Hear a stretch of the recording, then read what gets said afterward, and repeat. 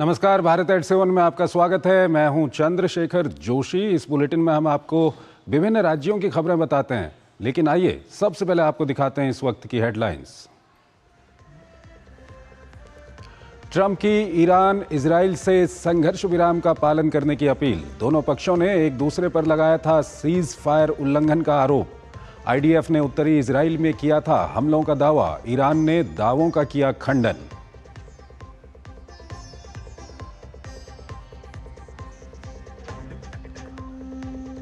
संघर्ष के बीच ऑपरेशन सिंधु के दूसरे चरण के जरिए अब इजराइल से भारतीयों की घर वापसी का सिलसिला शुरू। ईरान से भी भारतीयों की सुरक्षित स्वदेश वापसी जारी। लौटे लोगों ने जताया पीएम मोदी का आभार। पीएम मोदी ने श्री नारायण गुरु और महात्मा गांधी के बीच 100 साल पहले हुई बातचीत को बताया विकसित भारत के लिए आज भी प्रासंगिक।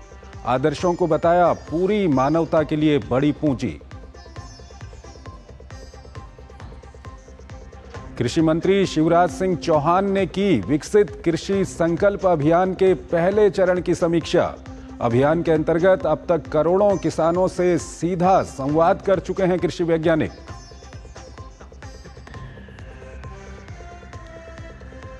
और राजस्थान के डीग जिले में एएसआई को मिले प्राचीन सरस्वती नदी प्रणाली के अवशेष। शोधकर्ताओं का दावा देश के प्रारंभिक इतिहास को बदल देने वाले साबित हो सकते हैं ये अवशेष।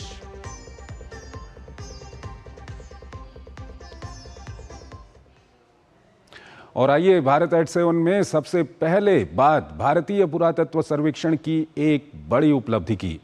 भारतीय पुरातत्व सर्वेक्षण विभाग यानी कि एएसआई देश भर में शोध के सिलसिले में कई उत्खनन कार्य करता रहता है। राजस्थान के डीग जिले के एक छोटे से गांव बहाच में भी ऐसी ही खुदाई की शुरुआत की गई, लेकिन इस खुदाई में जो कुछ मिला वो देश के प्रारंभिक इतिहास को बदल देने वाला साबित हो सकता है। एएसआई के पुरातत्व वैज्ञानिकों को खुदाई के दौरान 3500 साल पुरानी नदी के अवशेष मिले हैं। उनका दावा है ये प्राचीन सरस्वती नदी की प्रणाली हो सकती है। ये खास रिपोर्ट देखिए। भारतीय पुरातत्व सर्वेक्षण एएसआई ने राजस्थान के डीग जिले के बहाज गांव के नीचे 23 मीटर नीचे दबी एक प्राचीन नदी प्रणाली की खुदाई की है, जिसके कारण इतिहासकारों और पुरातत्वविदों का एक वर्ग इसे ऋग्वेद में वर्णित पौराणिक सरस्वती नदी से जोड़ रहा है। अप्रैल 2024 से इस साल मई के बीच की गई खुदाई के निष्कर्ष 3500 और 1000 ईसा पूर्व के बीच पनपी बस्तियों के साक्ष्य प्रस्तुत करते हैं। यहाँ की गई अधिकांश खोजें कुषाण, मगध और शुंग राजवंशों के समय की है। सबसे उल्लेखनीय उस नदी प्रणाली की खोज है जिसे भारतीय पुरातात्विक इतिहास में अपनी तरह की पहली खोज बताया जा रहा है। उत्खनन की अगुवाई कर रहे भारतीय पुरातत्व सर्वेक्षण के पुरातत्वविद विनय गुप्ता ने इस उत्खनन को लेकर एक अंग्रेजी दैनिक को बताया कि इस प्राचीन नदी प्रणाली ने प्रारंभिक मानव बस्तियों को पोषित किया और बहाज को बड़ी सरस्वती बेसिन संस्कृति से जोड़ा। गुप्ता ने नदी प्रणाली को एक अभूतपूर्व खोज के रूप में वर्णित किया, जो पुष्टि करता है कि प्राचीन जल प्रणालियों ने यहाँ सभ्यता का समर्थन किया था। शुंग और कुषाण पीरियड में एक बड़ी इंडस्ट्रियल एक्टिविटी को प्रदर्शित करता है कि यहीं एक रॉ मटेरियल मिलना और यहीं से हमें फिनिश प्रोडक्ट और उसका इंडस्ट्रियल डेब्रिज मिलना यह दिखाता है कि शुंग पीरियड में यहाँ शेल से प्रोडक्ट बनाने की एक काफ़ी अच्छी इंडस्ट्रियल एक्टिविटी रही होगी। ये ईंटों का जो साइज है वो अलग है, जो हमें पूरे रीजन में शुंग काल से मिलता है। बाकी ऊपर की जो ईंटें हैं इनका जो साइज है वो अलग है, जो कुषाण काल का है। हमें यहाँ से बेसिकली चावल के, गेहूं के, जो उसके अलावा मूंग और बेर के, इनके बीजों के अवशेष मिले हैं हमें। इस इलाके में गैरिक मृद भांड संस्कृति से जुड़े हुए कई मूल्यवान पत्थर और मनके भी प्राप्त हुए हैं। इन अवशेषों को देखकर स्पष्ट होता है कि ये क्षेत्र प्राचीन काल में बेहद महत्वपूर्ण क्षेत्र था। इस क्षेत्र में खुदाई के दौरान गैरिक मृदभांड संस्कृति के जमाव के ऊपर एक मोटी परत पुरातात्विक जमाव चित्रित धूसर मृदभांड संस्कृति की प्राप्ति हुई है। ये चित्रित मृदभांड महाभारत में वर्णित है। ऐसे में अनेक पुरातत्वविद इसे महाभारत कालीन संस्कृति भी मानते हैं। इस क्षेत्र से एएसआई को एक सुव्यवस्थित नगर के अवशेष भी मिले हैं। शोधकर्ताओं को मानव निर्मित मिट्टी की ईंटों से घर बनाने के साक्ष्य भी प्राप्त हुए हैं। पुरातत्वविदों को 4 कच्ची मोहरें मिली, जिनमें से 2 पर ब्राह्मी अक्षर खुदे हुए हैं। इन्हें उपमहाद्वीप पर ब्राह्मी लिपि के सबसे पुराने साक्ष्य माना जाता है। महाजनपद काल के यज्ञ कुंड भी खोजे गए, जिनमें से अधिकांश रेतीली मिट्टी से भरे हुए थे और छोटे बर्तनों में बिना लिखे तांबे के सिक्के थे।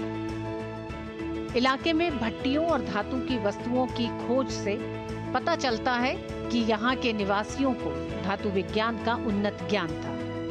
उत्खनन दल द्वारा प्राप्त आध्यात्मिक अवशेषों में 15 यज्ञ कुंड, शक्ति पूजा के लिए समर्पित मंत्र टैंक और शिव और पार्वती की टेराकोटा प्रतिमाएं शामिल हैं, जो कम से कम 1000 ईसा पूर्व की है। साथ ही चांदी और तांबे के पंचमार्क सिक्कों का मिलना इस क्षेत्र की उन्नत आर्थिक स्थिति को दर्शाते हैं। खुदाई में वर्तुलकूप और भवन स्थापत्य आदि के उन्नत प्रमाण मिलते हैं। इस क्षेत्र में शुंग कुषाण काल के दौरान एक औद्योगिक नगर होने के भी प्रमाण मिलते हैं। इनमें तेज धार वाले औजार और सुई, मनके और कंघी बनाने की कार्यशाला भी प्राप्त हुई है। इसी के साथ अनेक देवी देवताओं की पत्थर और टेराकोटा की मूर्तियां भी यहाँ से प्राप्त हुई हैं। इस क्षेत्र का अपना ऐतिहासिक और धार्मिक महत्व है। ये क्षेत्र ब्रज 84 कोस परिक्रमा का हिस्सा है। इसे भगवान श्री कृष्ण के प्रपौत्र ब्रजनाभ का गांव माना जाता है। बहाज उत्खनन को लेकर जानकारों का यहाँ तक दावा है कि इसमें भारत के प्रारंभिक इतिहास के प्रमुख अध्यायों को फिर से लिखने की क्षमता है। डीडी न्यूज के लिए भरतपुर डीग से आरजू शर्मा की रिपोर्ट। अभी हम आपको दूसरे राज्यों की खबरों की ओर ले चलेंगे, लेकिन पहले एक छोटा सा ब्रेक लेते हैं।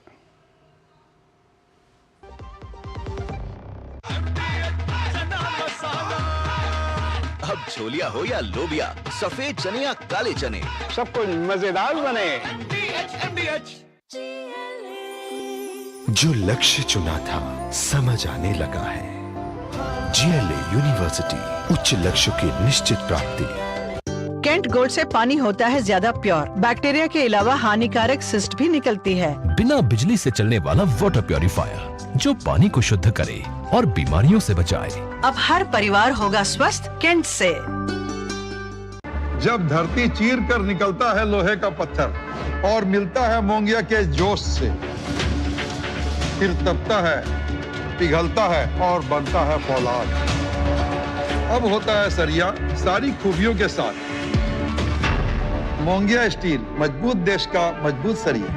LIC लाया है unit linked insurance plan index plus. जीवन बीमा पाइए और निफ्टी स्टॉक्स के साथ अपने मार्केट रिटर्न्स को तेजी से बढ़ाइए। इस अट्रैक्टिव कॉम्बिनेशन के साथ अपना कल सुरक्षित कीजिए। सिर्फ 2500 रुपए मंथली प्रीमियम से शुरुआत कीजिए। आज ही LICindia.in पर जाएं।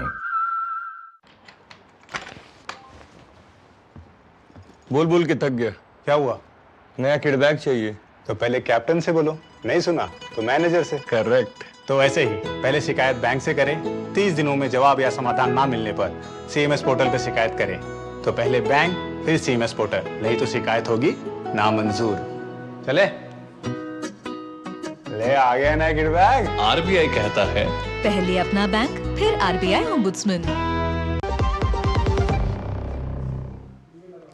स्वागत है आपको ब्रेक के बाद, और आइए अब बात करते हैं हिमाचल प्रदेश की। हिमाचल प्रदेश कई सुंदर और मनमोहक स्थलों के लिए जाना जाता है, लेकिन इस राज्य की कुछ जगहें ऐसी भी हैं जहां पर पहुंचना आसान नहीं है।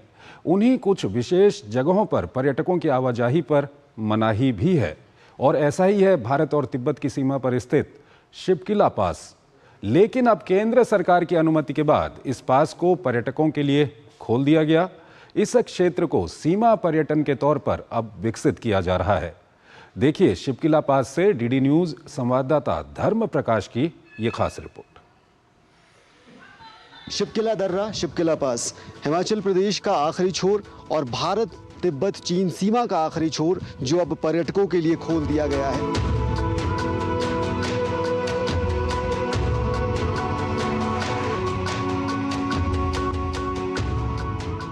शिपकी ला यानी शिपकी दर्रा हिमालय का एक प्रमुख दर्रा है। यह भारत के हिमाचल प्रदेश के किन्नौर जिले को तिब्बत के नगारी विभाग के जांदा जिले से जोड़ता है। सतलुज नदी इस दर्रे के पास ही एक तंग घाटी से गुजरकर तिब्बत से भारत में दाखिल होती है। शिपकिला दर्रे को घरेलू पर्यटकों के लिए अब खोल दिया गया है, जिससे स्थानीय लोगों को उम्मीद जगी है कि इस कदम से पर्यटन और व्यापार को इस क्षेत्र में पुनर्जीवित किया जा सकेगा।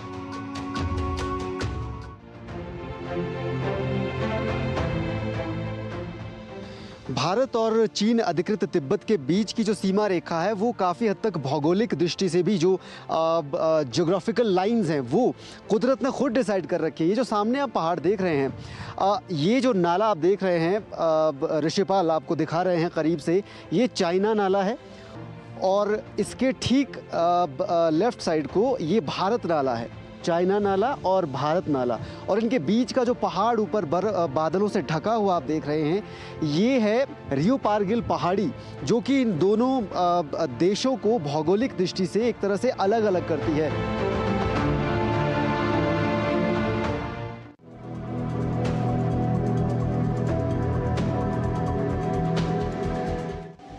समुद्र तल से 3930 मीटर की ऊंचाई पर स्थित ये दर्रा 15वीं शताब्दी से ही प्रलेखित व्यापार का हिस्सा रहा है। साल 1962 तक जब इंडो चाइना वॉर हुआ था, उससे पहले तक भारत और तिब्बत के बीच जो व्यापार होता था वो इसी बाउंड्री के जरिए होता था। ये वो गेट है जहां से तिब्बत और भारत के बीच जो पारंपरिक व्यापारिक लेन देन होता था वो जारी था। उसके बाद 62 के बाद इसे बंद कर दिया गया था। 1992 में एक बार फिर से जो व्यापार है दोनों के बीच वो शुरू हुआ, और अभी करीब 5-6 साल पहले कोविड के टाइम में ये फिर से बंद कर दिया गया। केंद्र सरकार ने हाल ही में हिमाचल प्रदेश के किन्नौर में इस शिपकिला सीमा पर पर्यटन गतिविधियां शुरू करने की इजाजत दी थी, जिसके बाद हिमाचल सरकार ने शिपकिला में सीमा पर्यटन की शुरुआत की है।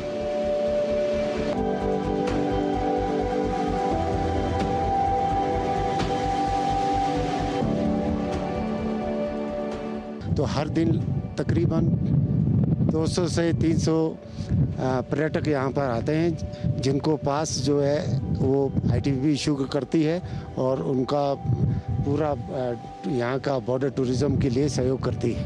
यहाँ पर जो टेम्परेचर है वो सर्दियों में नवंबर से लेकर मार्च अप्रैल तक -30 डिग्री तक रहता है।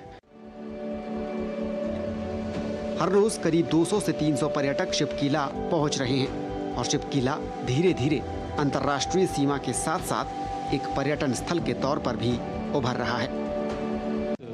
बहुत अच्छा है जी, एक्सपीरियंस बड़ा अच्छा है। इस टाइम टूरिस्ट थोड़े कम है आई गेस, क्योंकि लेकिन रोड्स एंड ऑल मतलब टॉप नॉच है इस टाइम जी।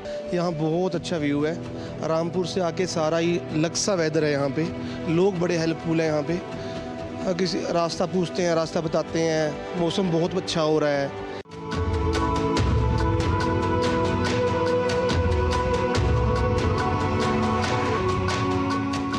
और वी आर होपफुल कि जो ये खासकर जैसे शिपकिला की एक्टिविटी है या फिर जो सांगला, कानादुमती, रानीकंडा की एक्टिविटीज़ है, उनसे हम ज़्यादा दिन यहाँ पे टूरिस्ट रुकेंगे, इस एरिया के कल्चर, इस एरिया की जो एनवायरनमेंट है उसका आनंद उठाएंगे।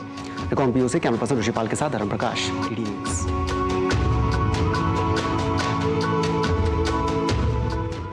खबरें अभी और भी हैं, लेकिन पहले एक छोटा सा ब्रेक।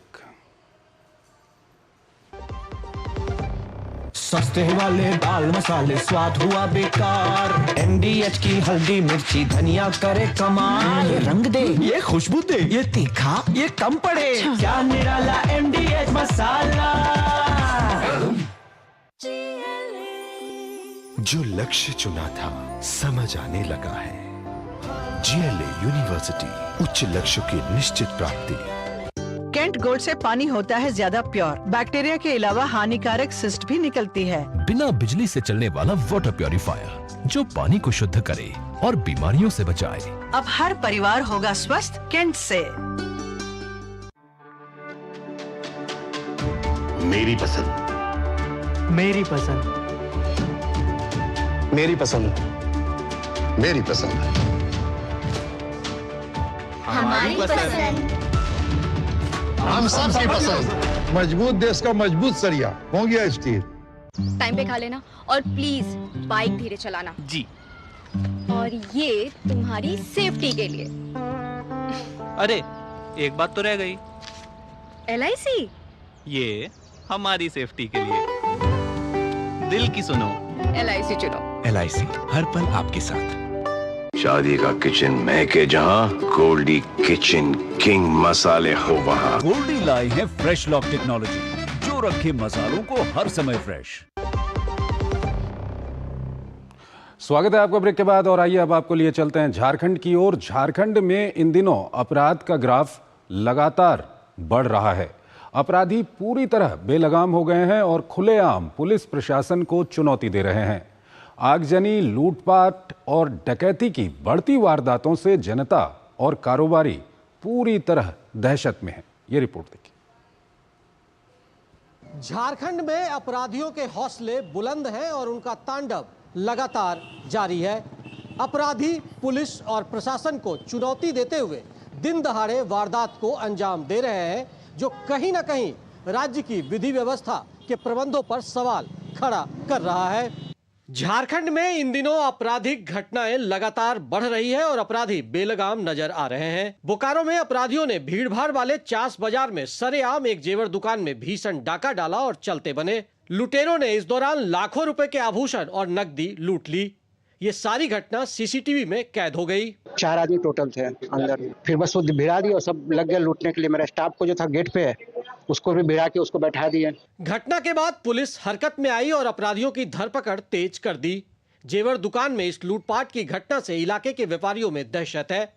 भाजपा के पूर्व स्थानीय विधायक विरंची नारायण ने राज्य की विधि व्यवस्था पर सवाल उठाया है। पूरे राज्य के यही हालात हैं, बोकारो इससे अछूता नहीं है। मैं जिला प्रशासन से आग्रह करता हूं, SP बोकारो से आग्रह करता हूं कि SP साहब अविलंब अपराधियों को गिरफ्तार करें। पिछले दिनों हजारीबाग में भी एक जेवर दुकान में अपराधियों ने दिन दहाड़े गोलीबारी की थी। अपराधियों के बुलंद हौसले का अंदाजा इस बात से लगाया जा सकता है कि फायरिंग की घटना को अंजाम देने वाले गिरोह के सरगना ने बकायदा वीडियो जारी कर घटना की जिम्मेदारी ली और व्यापारियों को धमकाते हुए प्रशासन को खुली चुनौती दे डाली। इतना ही नहीं, हजारीबाग में सड़क निर्माण कार्य में लगे कई वाहनों को भी अपराधियों ने आग के हवाले कर दिया। इस घटना के बाद मजदूरों और संवेदकों में भय का माहौल है। लेवी वसूली की मांग से जोड़कर इस घटना को देखा जा रहा है। ये कुछ लोग अपराधी लोग आके हमारी गाड़ी को जला दिया गया है। रोड कंस्ट्रक्शन काम चल रहा है बादम से चरही तक का। हम लोग वहाँ के जैसे पता चला, हम लोग ग्रामीणों ने 50 से 100 आदमी आए और फिर यहाँ देखे तो घटना सही सच निकला।